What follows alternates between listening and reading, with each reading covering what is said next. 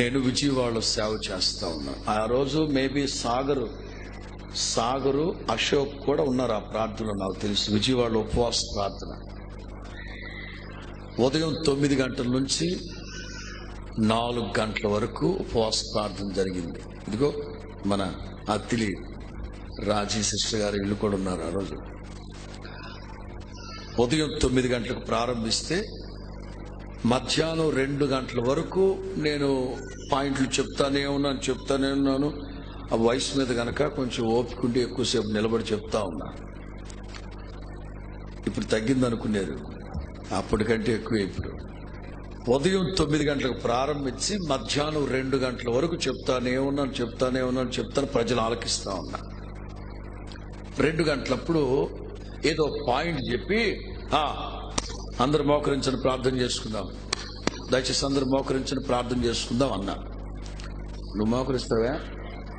అమ్మా, ఇంటికి వెళ్ళిపోదామనే బజ్జో, రాత్రి ఇక్కడ బజ్జో ప్రార్థన చేద్దామని చెప్పాను. నేను కూడా కొంచెం వెనక్కి వచ్చి నేను మోకరించి ప్రార్థన చేస్తా ఉన్నా.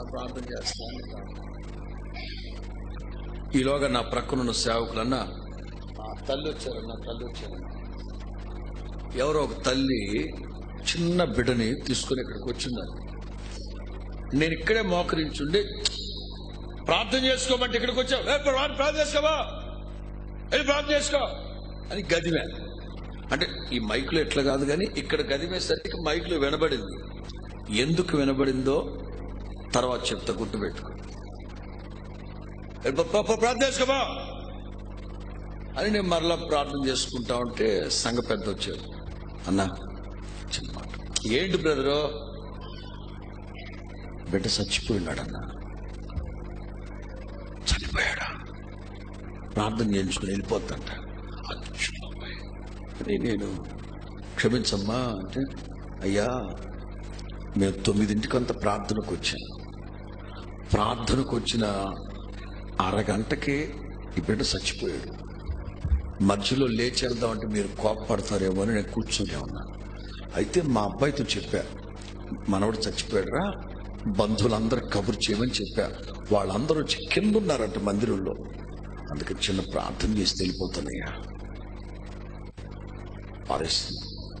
వెంటనే నా బిడ్డ, చిన్న బిడ్డ, ఆ బిడ్డ ఛాతీ మీద చేతి పెడితే చేయి పెట్టి ప్రార్థన చేస్తుంది. చెయ్యెత్తి, ప్రభువా ఆ బిడ్డను ఒక్కసారి మీరు జ్ఞాపకం చేసుకున్న ఆయన.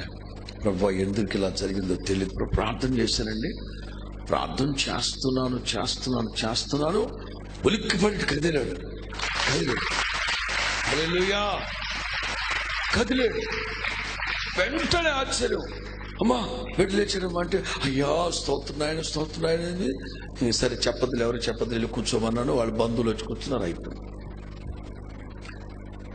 మరుసటి రోజు గోపి అని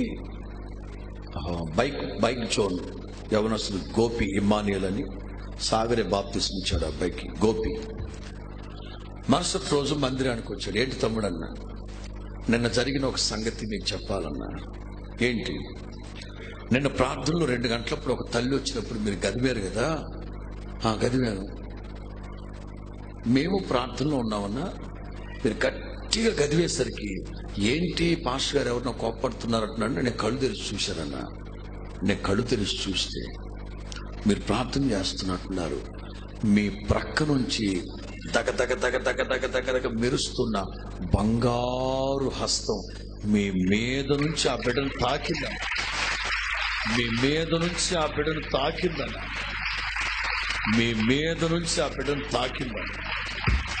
నేను కళ్ళారో చూశాను పాస్టర్ గారు, నేను కళ్ళారో చూశాను. అది మీకు చెప్దామని వచ్చింది. సేవకులు వాక్యం చెప్తా ఉంటే ఆయన హస్తం చాచున్నాను. సంఘం అదే ప్రార్థన చేస్తాం. సేవకులు వాక్యం చెప్తూ ఉన్నప్పుడు మీ పరిశుద్ధ సేవకుడని యేసుని అభిషేకించి మీ హస్తం చాపబడి ఉండగా ఈ రాత్రి ఆరాధనలో పాలు పొందిన ప్రతి ఒక్కరిని చాచిన హస్తంతో ముట్టబోతూ ఉన్నాడు ఆయన. హల్లెలూయా.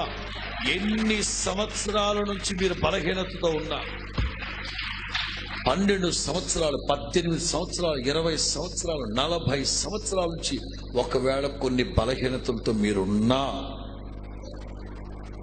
నీకోసం ఈ రాత్రి చేయి చాపుతూ ఉన్నాడు ఆయన. ఆమేన్. నెక్స్ట్